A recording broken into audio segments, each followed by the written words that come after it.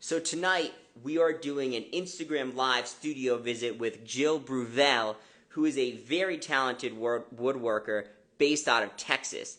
Give me a second here to get Gil looped up so that we are all in sync.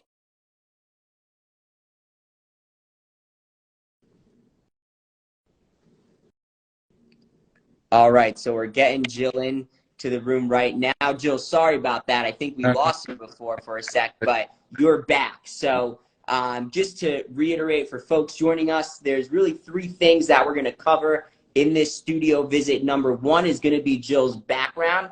Born in Australia, raised in south of France, very interesting guy. We're going to talk about the inspiration behind his work. Meditation plays a big role in it, believe it or not.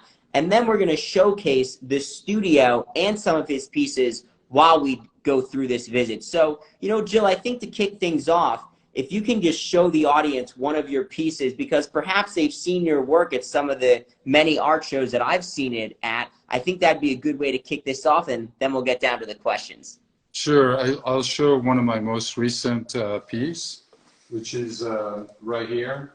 So it's made out of really many wood sticks, as you can see, of smaller dimensions to basically capture the details and the resolution and the softness of the curve. So this one in particular, they're all like burned. Like here, for instance, if you go here, you see the vein of the wood, the top of the wood. So it's being burned and brushed, and you accentuate basically the relief of the vein of the wood, and then I dry brush on top of it, and it creates this basically abstract effect. Amazing. Do you do that on every piece of wood, or do you dry brush the final product? I'm trying to get a sense of. Oh yeah, no, I do that once the piece is assembled. Then I burn it on the surface burn, and then that's what happened at the end. At the beginning, the wood is not burned. It's only at the end. So how long does it take to make a piece like this? I mean, that is massive. It's composed of. This is very time consuming. It takes a lot of patience. This piece took about a couple of months to do. Just because starting at the base and piling up, progressively all the shape that is, requested. So I used basically a small model to use as a visual reference, and then it's just very time consuming, especially larger pieces like that. So, and it's all glued and nailed. So this it's really low tech in a sense that it's back to my origin in terms of where I grew up. I grew up in a cabinet making wood workshop, basically. My dad was a cabinet maker. So at a very young age, I had access to wood, of course, but also learning the basic of wood carving and using machineries, sculpting tools, and et cetera, or to be able to basically make things, So I'm not particularly a woodworker. I never considered myself a woodworker. Okay. Because from being in my dad's workshop, going to school, I went to a training into a restoration workshop to learn how to restore old masters from the 11 centuries to 20th century. And and I became basically, from being a sculptor at an early age, when I went to the restoration workshop, I was already a painter, but I focused more on the painting aspect of my work, and for a couple of decades, I've essentially made painting more than sculptures. So don't consider yourself a woodworker. Well, woodworker, because a woodworker is somebody who is, you can call it woodworker. I mean, I've always been used to be called an artist or a sculptor or a painter. I guess every time you touch wood, you become a woodworker. I was just curious, do you think your family's lineage, if you will, in in cabinet making had an effect on you and drove you to kind of work with wood as a medium? Oh, Or how did your obsession? definitely. I mean, my dad have an older brother, but when I was 6 years old, my dad made sure to teach us, my brother and I, the basic of wood sculpture, basically, which was very basic in terms of, you know, doing an elephant or a tiger, or is to cut a, you know, do a drawing on a piece of Yeah. wood Yeah. and then cut it with a bandsaw and take some chisels and knives, uh, especially designed to carve wood and get basically the shape out of the wood. So there were some really basic principle of sculpting that were inbred in me at a super young age, as well as so it implied also learning how to draw and such, and not be afraid to use machines and, you know, all of the tools necessary to be creative. Absolutely. Is there another piece in the studio that you Yeah, can show us? I yeah, love I got some smaller pieces like that. that's I get up to do. that is insane. I love the coloration on that. Right, and so that was actually more recently. I taught myself to do smaller pieces with really smaller sticks, and believe it or not, is as hard to do as a larger piece, just because the size of the sticks is very small, and then putting a nail and gluing it is the easy part, but putting a nail is gets a little bit more complicated, and is also because of the dimension of the diameter of the sticks makes it more time consuming. It's basically this one speed is one stick at a time. So there's some other pieces here that's soon to go to a gallery in Europe. Same principle, you know, as you can see. So the larger one I was showing you earlier was a wood stain directly on wood. Yep. And pieces like that are basically painted. So there's a base brown color, and then I add to it some dry brush, some paint. I also spray some colors to create this gradation, but then I come back on top of it with dry brushing to accentuate the texture of the wood and then accentuate the contrast in between colors. I like to use complementary colors. Okay. That will basically increase even more the relief of the wood and the vein of the wood. And this is also related to the idea of a sense of time, in a sense that the wood reflect, you know, the different ring of the wood reflect time passing. Yeah. It grows as more and more rings. So I think. Too. Mhm. So what do you call these? Are these masks? Are they bust? Like when I was making the promo for this, I was trying to think, I'm like, what do I call these? Because ultimately they're sculptures, but Right. what do you refer to them as? I call them the mask series, and so basically it came from originally I started a series called Bending the Line, which was to make abstract pieces and using the paradox of using very rigid pieces of wood, sticks, Yep. like this is what I call them, and create flowing line from it. So that this very idea actually of flowing lines was based on a previous theory that was made in stainless steel called the flow theory. And so this the back to the stick. So it was bending the line to express this making abstract pieces in paradox. And that gave me the idea to eventually make these pieces a mass theory, which became part of a very obvious definition by the name itself called pixelated forms. Because eventually you can relate to each stick to basically a pixel. And so anyways, the sense of time is always been important in my work, And you can see behind me you have some other pieces. Yeah, let's go take a look up close at some of those. I love the blue one behind you. So just so I make sure I got this right. So it's about aging, time passing, and you use wood as a representation of that. Do I have that down or have I Yeah, misspoken? yeah. Well, the connection with it, and I think it's relating to probably your next question, is that the practice of meditation basically is That's exactly where I was going to go. it's a Buddhist meditation. I have no philosophical or any incline toward this type of thing. It's essentially a practice. It's a technique basically Yeah.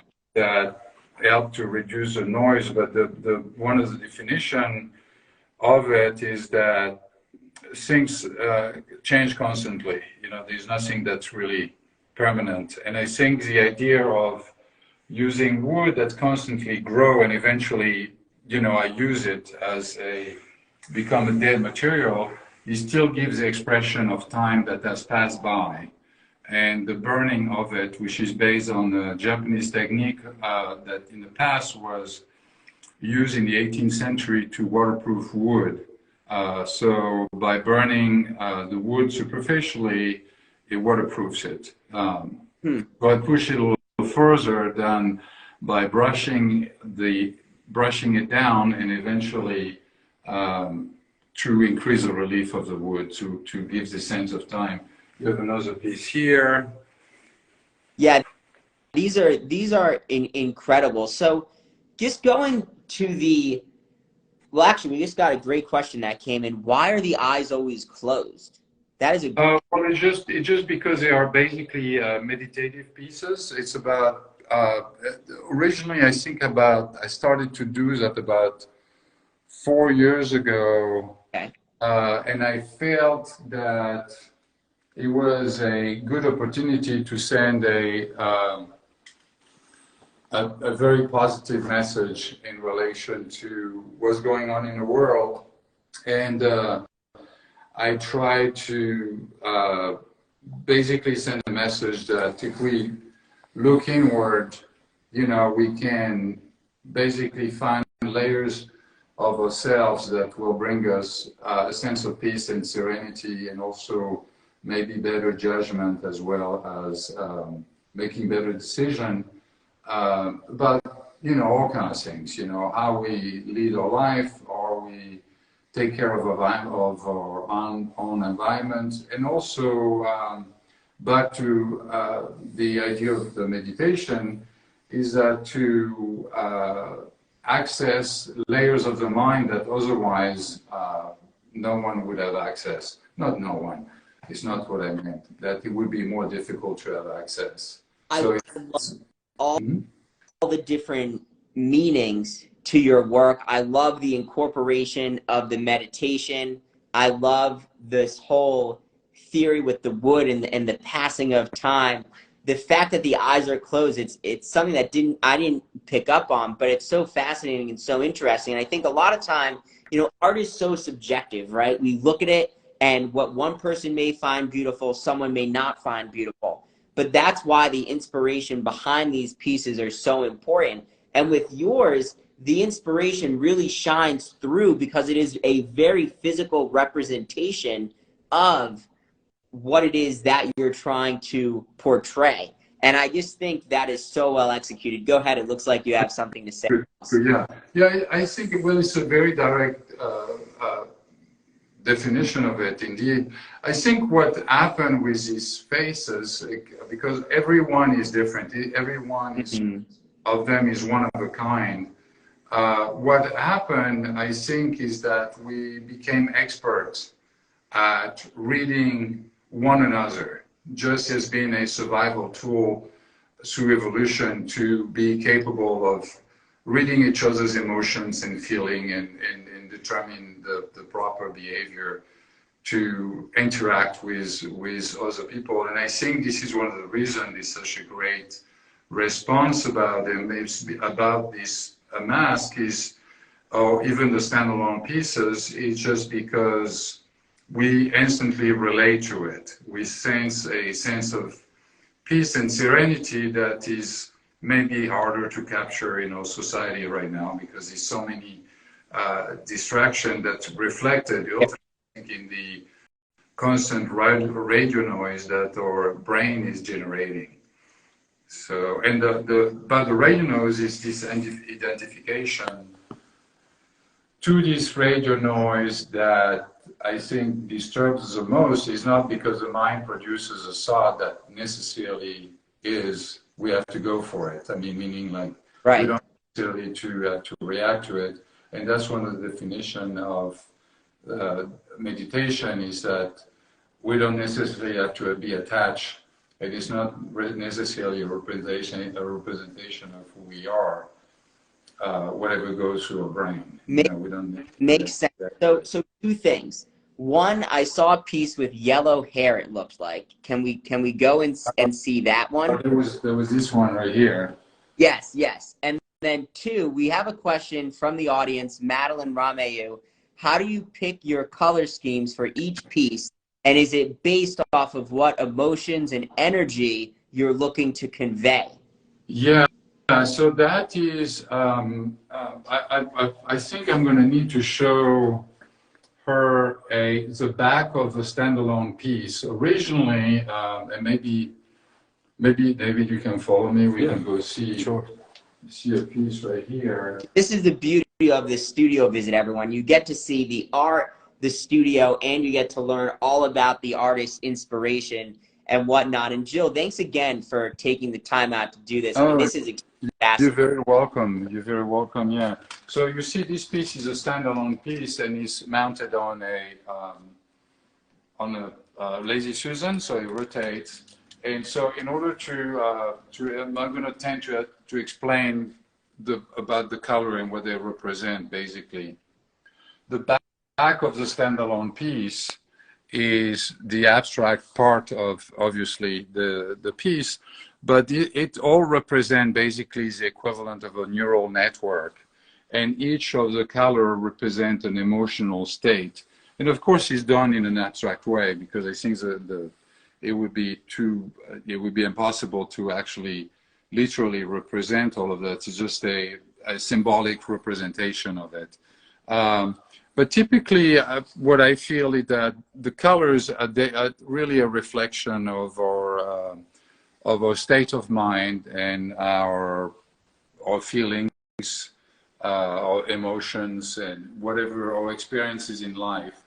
And so I feel that it's a really simple way to express that through colors. So the yellow piece over there is basically a state of mind. I realized only a few years ago that I have a little bit of synesthesia, so synesthesia is not a disease or anything like that.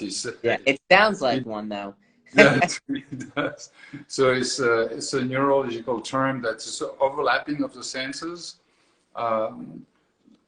Some taste can represent a color, or sound, the music can represent a color, or vice versa, and etc., etc. So I tried also to incorporate that. Like for instance, here is another piece. See, that was, I make a little parenthesis here. That was the bending, originally the bending the line where you have these. It's kind of like a floor. Yeah. Right. So they are basically wood sticks, and those are not burned.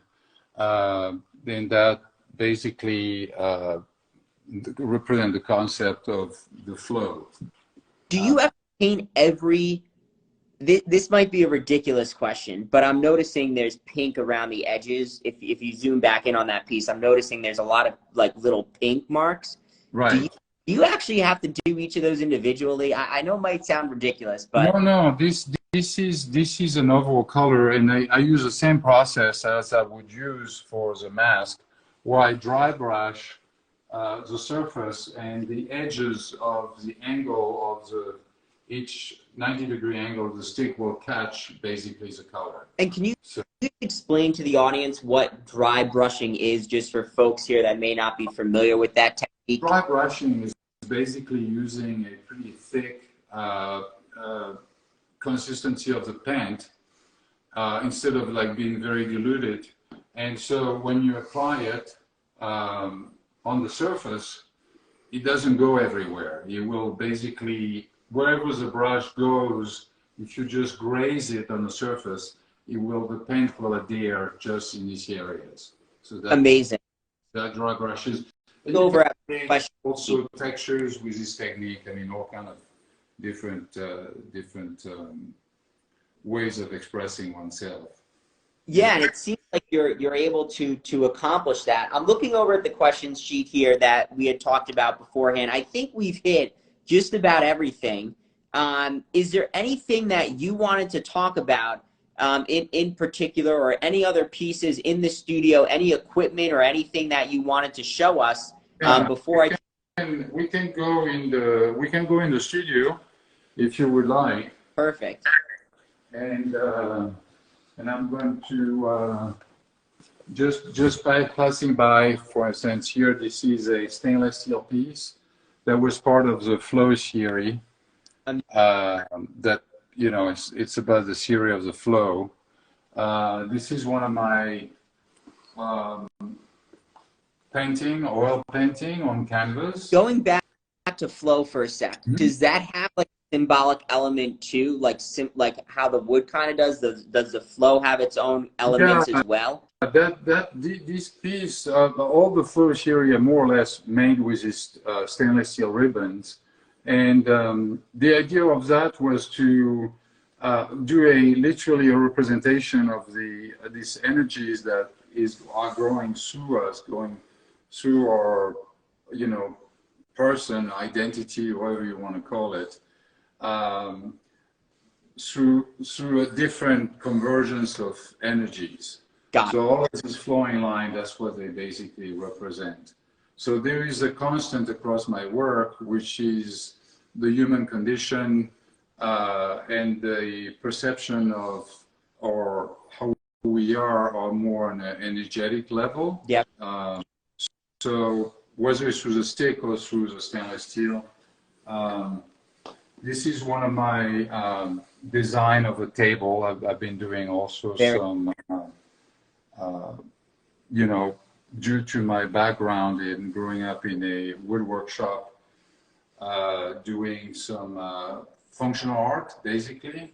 Yep. This is a more abstract picture, bronze sculpture. I was going to say, it doesn't look like wood. Yeah, no, this is pretty heavy. This is about 700 pounds. Wow. So it's bronze with titanium oxide. There's different mediums that you're working with. There's obviously different colors. I mean, you're kind of I don't know what the saying is, but basically people say like master of none, but you're master of everything. It seems like, no matter what the medium, the coloration, or anything. Well, I always felt that in terms of materials and techniques used, I think we all have different set of, as artists and creative people, different ideas need a certain type of technique or a certain type of materials. And I think the more accumulated knowledge there is about technique and materials, the wider spectrum, the wider ranges of potential for creativity and multidisciplinary type of artwork. There's oh, sorry, go ahead. I didn't mean to. Yeah. I always consider being an artist as being an explorer, and basically I keep on exploring and experimenting with different type of materials, and so basically this is the goal of art. I think it's a big experimentation, and it's fun. I mean, it's not one day I wake up in the morning and I'm excited about what I'm doing. So that's the good part. That is, so many people live their lives and they're just not happy. And I think the happiness and your passion flows through the pieces. before I forget, because this question has now been asked a few times, going back to the wood sculptures, people are asking what type of wood is it that you use, and then let's make sure we get into the studio too. Oh, sure, yeah. Yeah. We're in the studio. And are you following me? Mm-hmm. Okay, good. Perfect. By the way, this is David holding the camera, and he's my shop manager, and hopefully soon you're going to see your work. Yeah, he's a very talented David, artist. tell everyone. So you're going to see David's stuff soon as well. We'll figure out a time. But anyway, so I'm sorry, maybe I missed it. What we can show that. For the This is so this is part of the flow series. This is one of the functional art piece, basically a chair that amazing. I love it. Flexibility, as you can see, and so I've been using stainless steel in different forms. This is another type of chair. Based with the ribbons of energy, and so you've got an indoor and an outdoor studio. I love it. Yeah, well, the other studio is outside, but it's inside, but it's another building. Another stainless steel sculpture from the. I think there might be a finger. Yeah, we're gonna go back inside real quick because it's a little bit windy.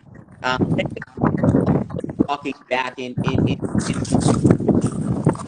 so much meaning and inspiration behind the pieces. It's so what an artist goes through throughout their life that really brings them to the type of work that they produce. Really, so like we're doing the other video soon, so we'll give that a second to settle here.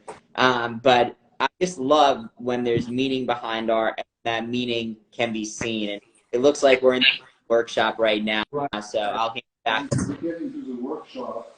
All this crazy mural. So I guess, is that one of your oil paintings? So that was a older oil painting here, and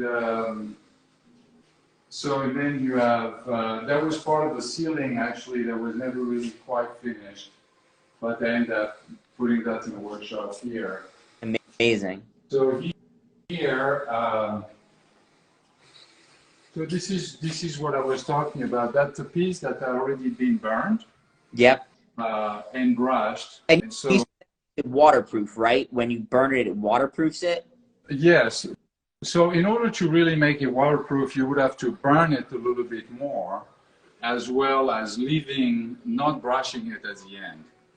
You Got it. I mean? So, and here basically, this is a piece I've been working on, and we basically show you the tools and the process and the sticks basically that are working with it.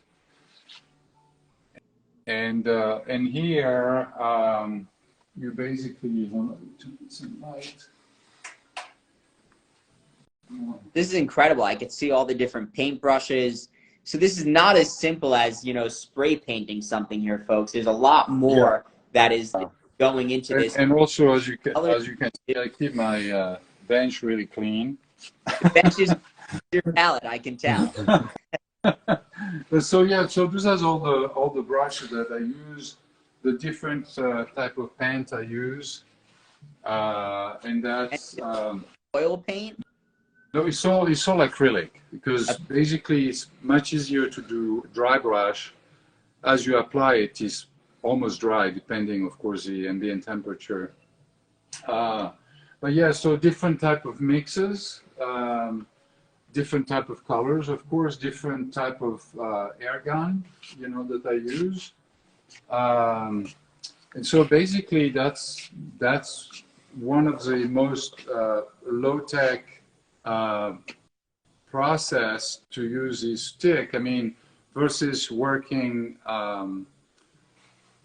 with a, if you do like a stainless steel piece or a bronze piece, for Yeah. instance, you involve a foundry, it's much, doing a mold is much more complex versus working on these pieces. So it's really back to the basic, and I feel that there is a lot of beauty in it, where the making of it is about the expression of it all combined together. So, and I think the excitement come from basically the making of it. I think that's a fun. I think every artist that are watching this video probably relating to what I'm saying, where it's a continuous exploration that brings a lot of fulfillment on a day-to-day or moment to moment.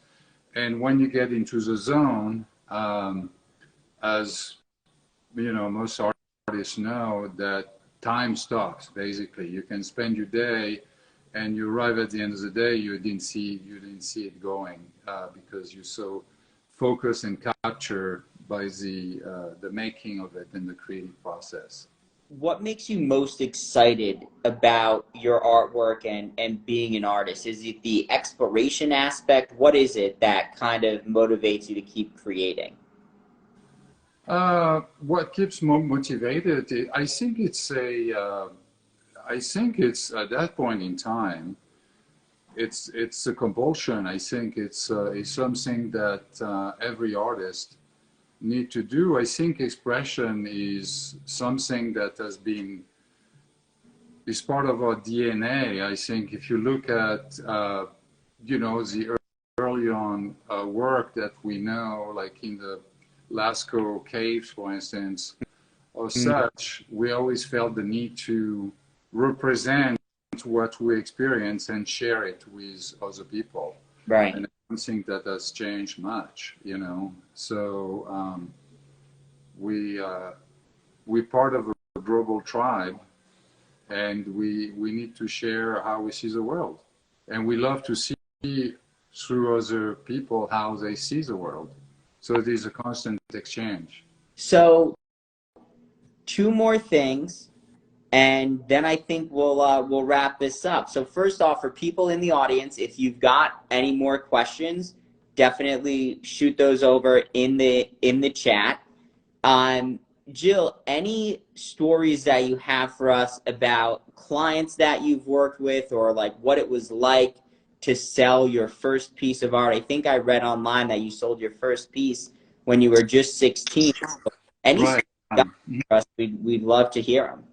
Yeah, well, that was a long time ago, but I remember clearly enough. When I was in a restoration workshop, I was practicing painting and training, doing some representational work, like portrait, still life, landscape, and such. Also experimenting with other, you know, way of expression. Uh, but nonetheless, I figured out that I could basically, with another friend of mine that was also at the restoration workshop, we could basically sell our work to support ourselves. So we put together a show in an abandoned, uh, what do you call that? Post office. Post office. Thank Yeah. you. And and and so we put it back together to do a summer show in Saint-Rémy-de-Provence, which is where Van Gogh was into the asylum. And we put our artwork out there, and it was summer is very touristy in the south of France. yep. And you know, there's a person that came and bought one of my pieces, and I was just blown away. And then by the end of the show, we pretty much just sold everything, and I was like, oh my gosh, we can actually survive doing what we love, you know. So Which is amazing. So I've got one more question for you.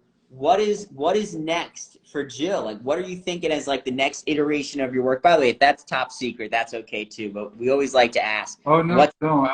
Well, I think the journey continues. I think I enjoy practicing gratefulness, and as a result of it, there is always something new to explore and discover and learn.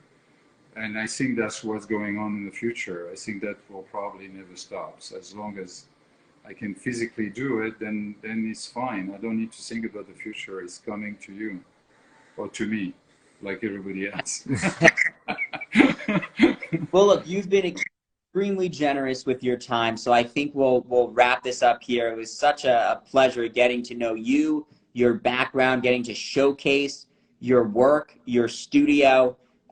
Really fantastic stuff. I think we'll close this out here. It doesn't look like there's any more questions for the audience. So with that, everyone, meet Gil Bruvel. Thank you so much for joining and tuning in and supporting Art Basel and beyond as well. And we'll see everyone in the next studio visit. Have a great night. All right, thank you so much. Take care. Bye-bye.